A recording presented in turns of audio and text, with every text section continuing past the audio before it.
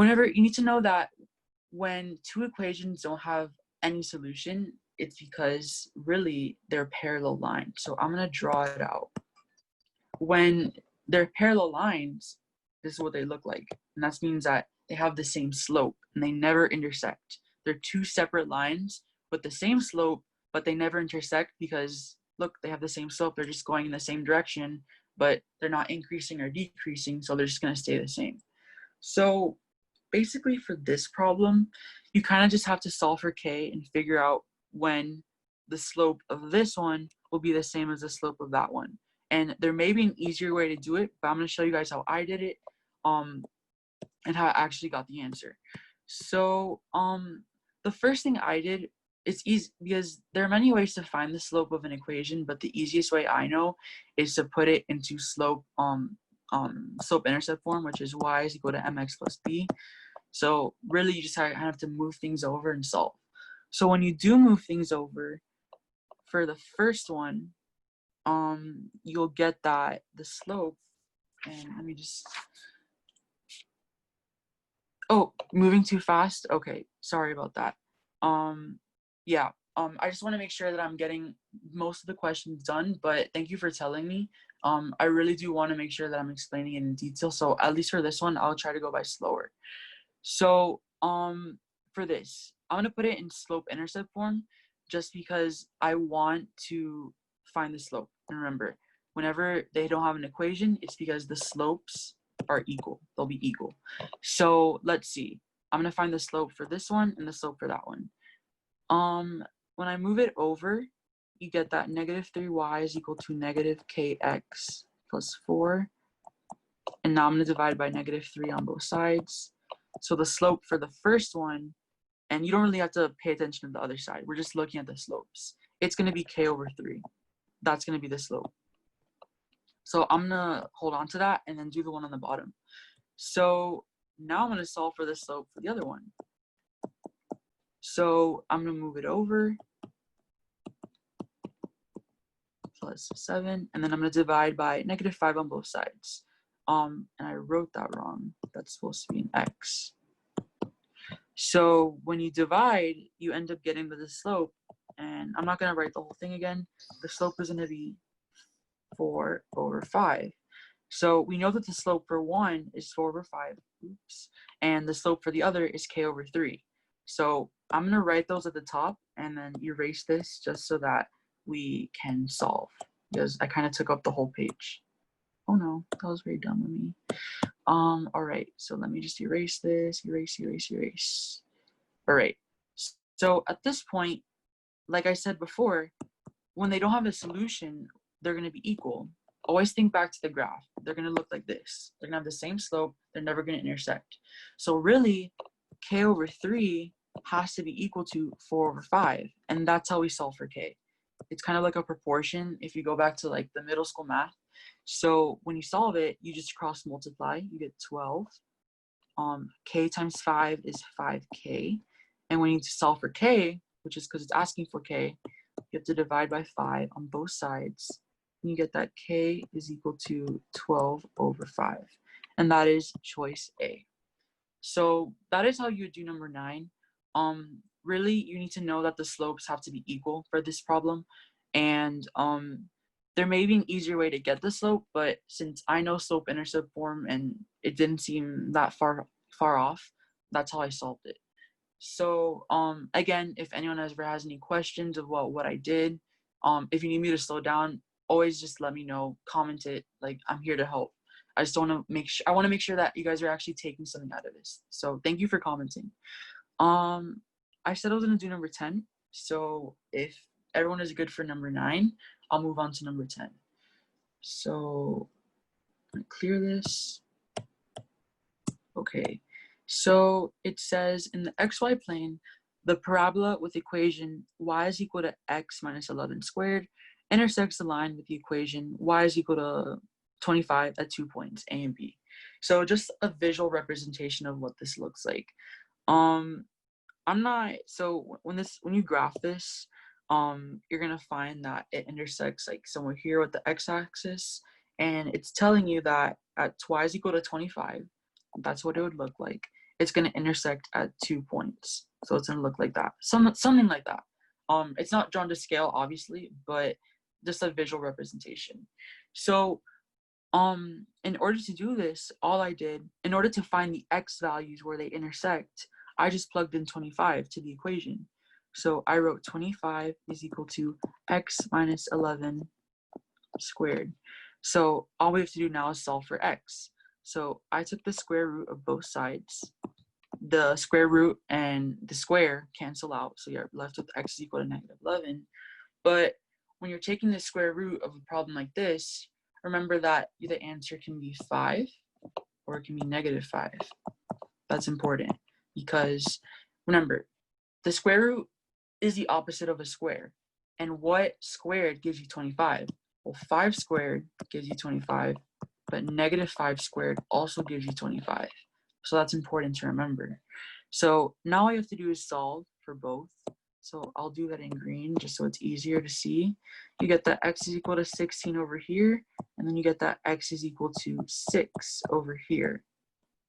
So really, it's going to be 6 over here and 16 over there. And saying, what is the length of AB? Well, if you go back to distance formula, you could easily plug in the values and solve, but since they stay the same y value, this is going to be 25 and this is going to be 25. You can easily just subtract 16 minus 6 because it's like you're counting. It's going 7, 8, 9, 10, 11. So that's all you would have to do. And as you guys know, 16 minus 6 is 10. So the answer is 10. That's how far apart they are. So that's how I did that problem. And yeah, so I'm going to do 12 now because there's another angle problem I want to do in the next section. Or actually in a few questions ahead. So let's look at number 12. So it says, in the quadratic equation above, a is a non-zero constant. And before I continue, just as you're doing these problems, I'm going to be giving you guys a lot of or refreshing you guys on a lot of math principles that are important to know. And just keep note of those, just because even I forget them, and while I'm doing new problems, I'm like, wait, I totally forgot about that. Let me keep it in my brain. So yeah, it's just a lot of this is stuff you guys all have seen before, but we forget because either it's too ahead or too behind, and it's always just good to get a refresher. So for number 12, I'm telling that because there's an important one that I'm going to be saying for number 12. It says, in the quadratic equation above, a is a non-zero constant. The graph of the equation in the xy plane is a parabola with vertex C, D. Which of the following is equal to D?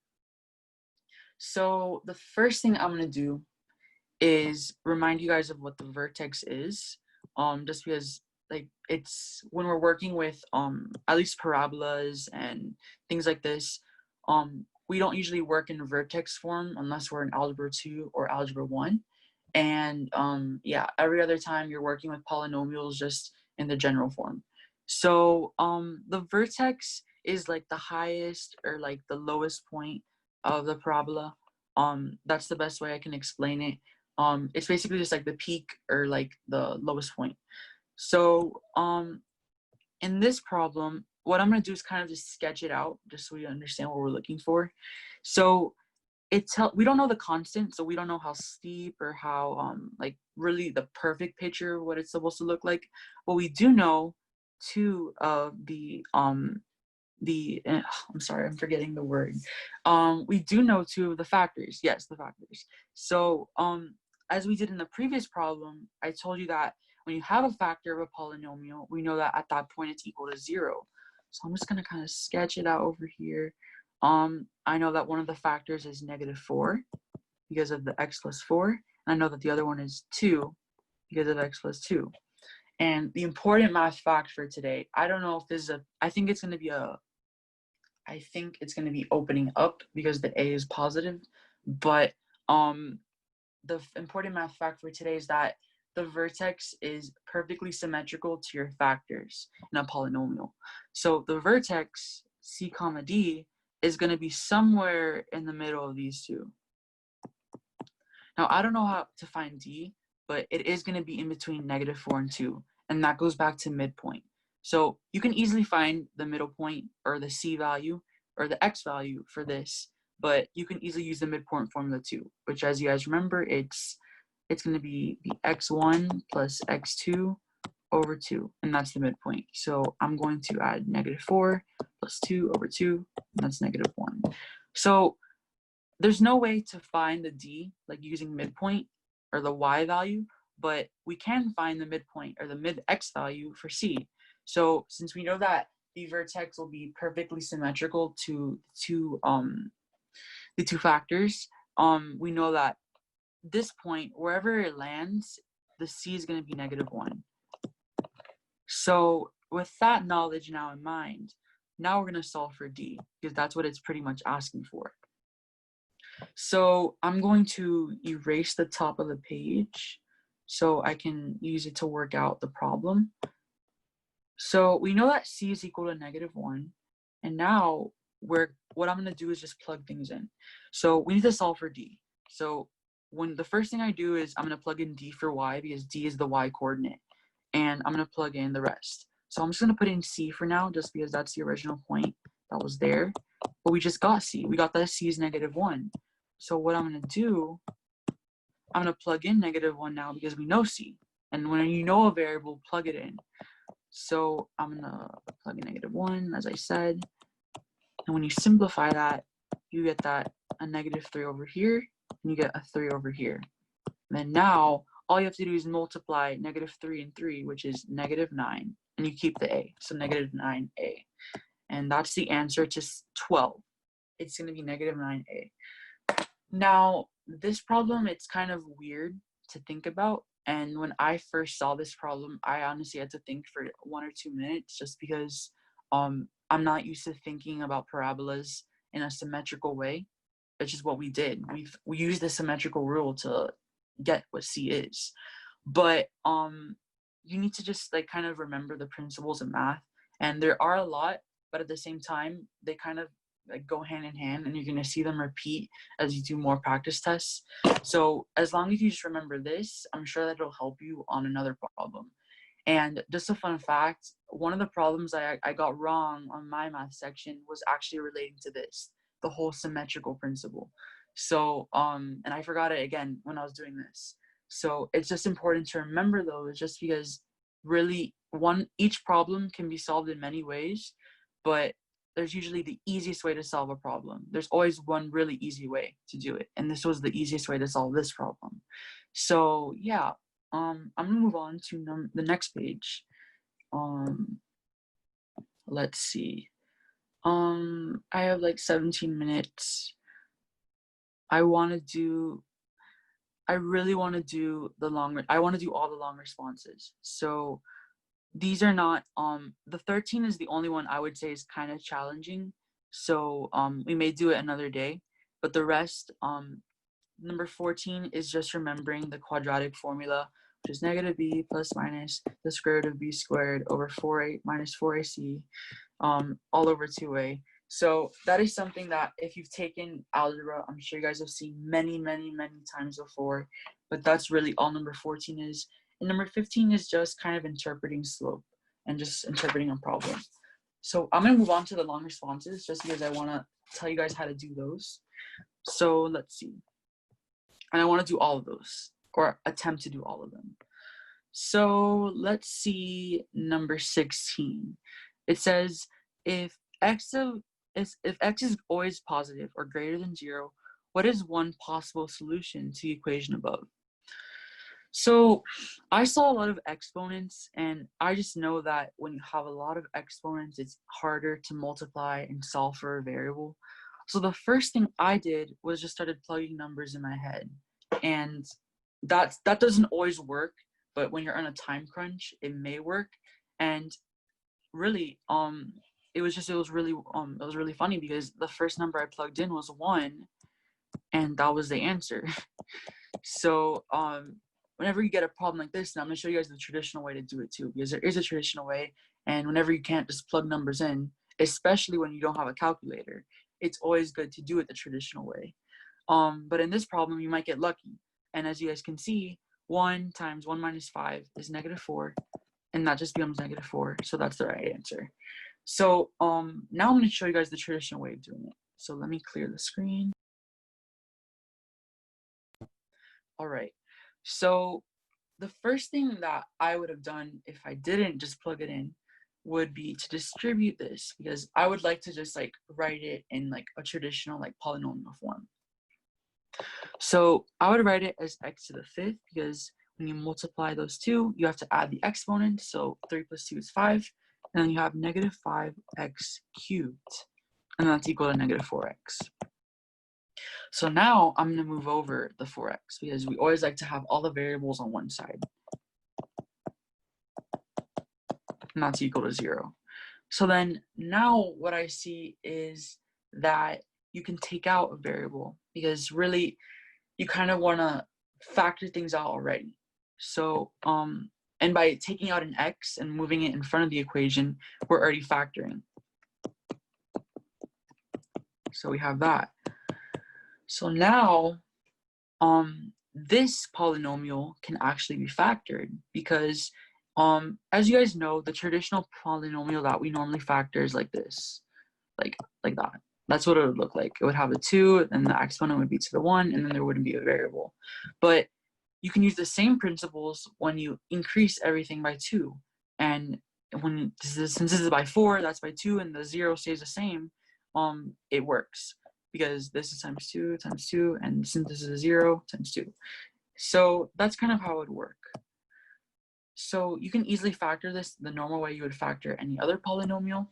So what I see is that and in this case, all you have to remember is that your two things are going to have an x squared at the front, because x squared, that's how you get the 4. So the two numbers that you would factor for this, I'm thinking it would be -4 and -1, because -4 and -1, that equals 4, +4, and when you add them together, you get -5, which is over here. So really it becomes -4x. Actually, wait, give me 1 second. Wait, something is wrong with my iPad. I'm sorry, guys. All right. So, okay. So, when you factor them, sorry about that, you get -4, and then you get -1 right over here, and that's how you would do it. And if you're ever unsure of like when you're factoring something, my only tip would be that when you're factoring it, you could always kind of just like redistribute everything and just make sure you got the right answer. So that would be what you can do to just double check your work. But at least in this type of problem, you kind of really don't have time to like do all the checking.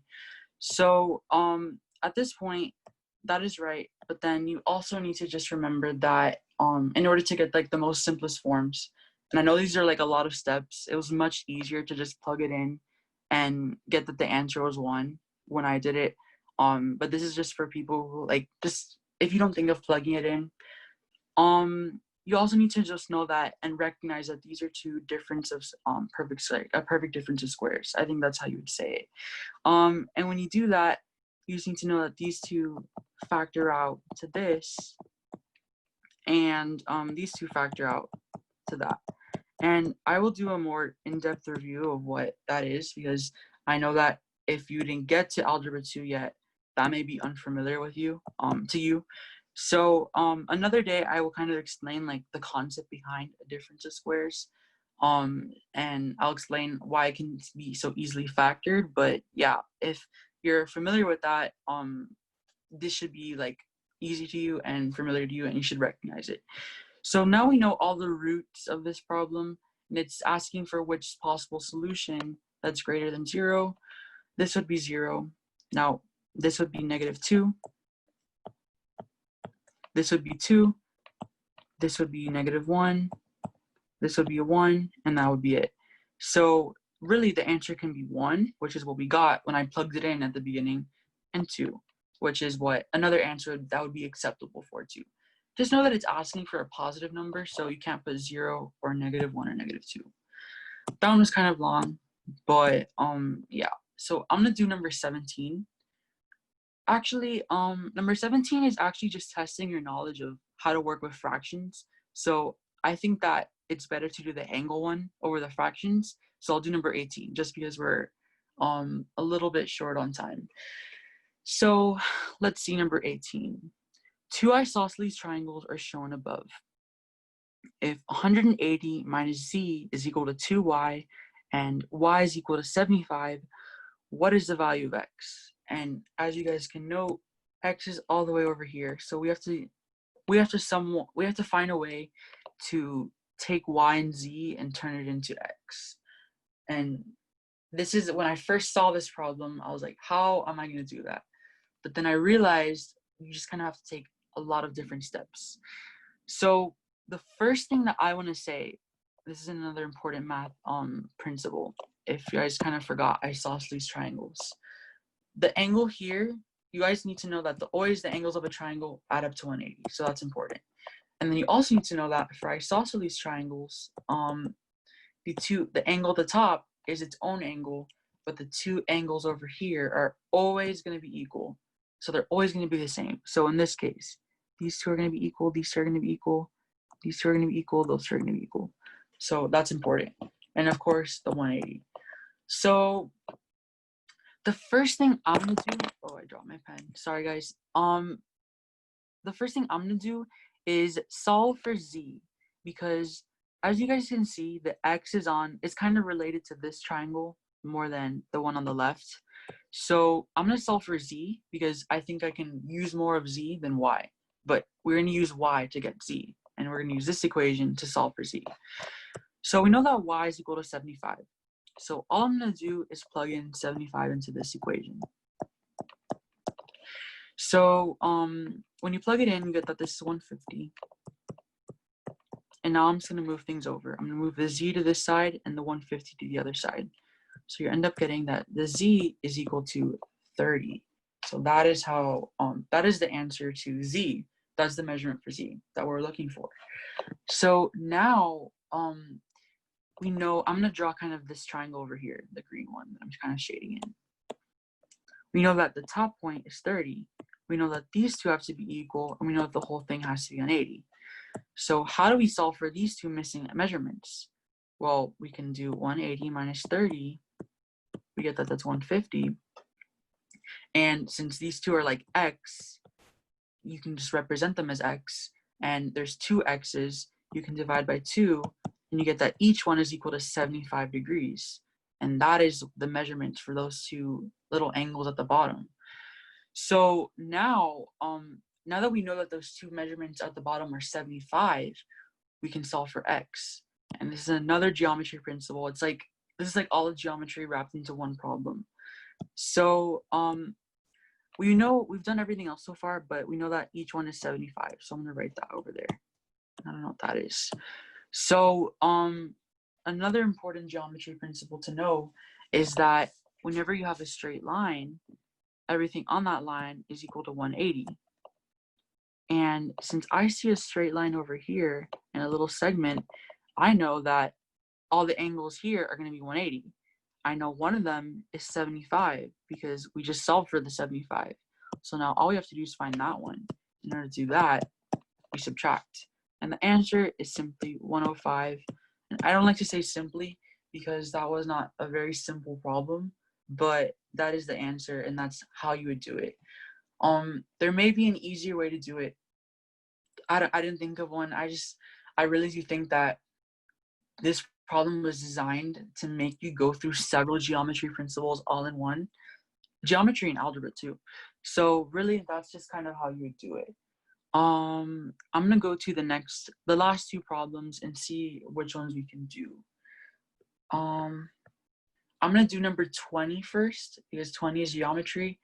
19 is a system of equations in like a different format, but I still want to do it. But I think 20 is more important to review. So in triangle ABC, and I'm not seeing any pictures, so the first thing I'm going to tell you guys is when you see all these letters and pictures and you know it's a triangle, you're going to want to draw them out. So as I read the problem, I'm going to draw what I read. So let's see. In triangle ABC, the measure of angle B is 90 degrees. Okay, so I'm gonna draw a triangle. It's 90, and that's B. And it's saying that BC is equal to 16, AC is equal to 20. So I'm just gonna draw A and C over here because that's the triangle ABC. And BC, it just said it was 16. AC, it just said it was 20. So it says triangle DEF is similar to triangle ABC, where the vertices D, E, and F correspond to vertices A, B, and C, respectively. So I'm gonna draw another triangle. I'm gonna do it in a different color. Another triangle that's it's similar. And if you guys remember from the last lesson, similarity just means that they can be compared like by like the same proportions. So it says that D, E, F match up to ABC pretty much. So I'm gonna write D where the A is, E where the B is, and F where the C is. This is another right triangle. And it basically says that each side of triangle DEF is 1/3 of the length of the corresponding side of ABC. So really, it's just telling you that for BC, for example, BC and EF, since those are like the same matching sides, really 16 EF is 16 over 3 because it's 1/3 of the size of 16. And 1/3 of the size of 16, don't bother even dividing that. It's just 16 over 3. That's the easiest way to do it. And then for the other one, it's 20 over 3 because it's 20 and 1/3 of 20 is 20 over 3. So now it's asking, this is the actual question of this problem. What is the value of sine of F? So this goes into triangle similarity and triangle trigonometry, right triangle trigonometry. And this goes back to SOHCAHTOA, which you guys all know, or have at least seen before if you guys have done geometry. And really, the sine of F is the opposite over the hypotenuse of a triangle. So it's going to be this over that. So the sine of F, I'm just going to write it on this side already. It's going to be some number, I'm not going to write it already, over 20 over 3. So that is the answer already. But we need to find what this value over here is. And to do that, we're going to have to use another geometric principle known as Pythagorean Theorem to solve for this value and then divide that or multiply it times 1 over 3 to get over here. So what I'm going to do is just set up the trigonometric, set up the Pythagorean Theorem, solve for the missing value, and then I'll tell you guys how to do D over E, the value for DE. So as you guys know, or as you guys may or may not know, to do Pythagorean Theorem, it's like a squared plus b squared is equal to c squared. And in this case, really you're just you have to do the two sides that are not the hypotenuse over here and the side that is the hypotenuse. And if you guys are unsure, this is the hypotenuse. It's the longest side of the triangle over here. So to set it up, the hypotenuse is 20, so it would be 20 squared over here. And then the side that we do know is 16. So it's 16 squared over here. And then we're solving for a squared. So let's see. I know that 20 squared is 400. And 16 squared, you can always do it on the side. But I know that 100 times, and this is how I would do it. 100 times 16 and then 100, I'm sorry. Wait. I would do 10. When you're doing this, and this is kind of like a mental way to do it, obviously you guys know that when you guys are multiplying, it's 16 over 16, and that's how you do it. But really, all you have to do is 16 times 10, and then 16 times 6, and that's how you add it up. And I know there's a lot of writing here, so what I'm going to do is I'm going to clear up the sign, because that's the last part of the problem, and that's kind of confusing right now. So I'm going to draw a line, just so you guys know where I'm at, and so that it's not confusing. So of course, do 16 times 16 on the side, or just do it the mental way. But when you do it, no matter what you do, you should get 256, and then that's an a squared. So I know that when you subtract them, I know it's 144. And if you guys are familiar with like the square roots and your times tables, you know that the square root of 144 is 12. So the missing side is 12. And of course, it could be, if in another algebraic problem, the answer could be -12. But when you're dealing with triangles, there's no way you can have a negative side length. So the only plausible answer is 12. And we're almost done with this problem. So then I'll wrap up for today. But now that we know that this is 12, I'm gonna write it over here. We know that 1/3 of it has to be what's missing over here. And 1/3 of 12 is simply 4. So now we can do the sign. And keep clicking erase. So I'm gonna clear this because we did our solving already. And the sign of f. I told you guys it was opposite over hypotenuse because it's those two. The opposite is 4 because we're looking at this angle and the opposite is right over there. 4 over the hypotenuse, which is over here, which is 20/3. So now all we have to do is kind of simplify this. So 4 divided by 20/3, 4 times, I'm using key change flip. This can be simplified to 1. This can be simplified to 5. Your answer is 3/5. And that's the answer to this problem.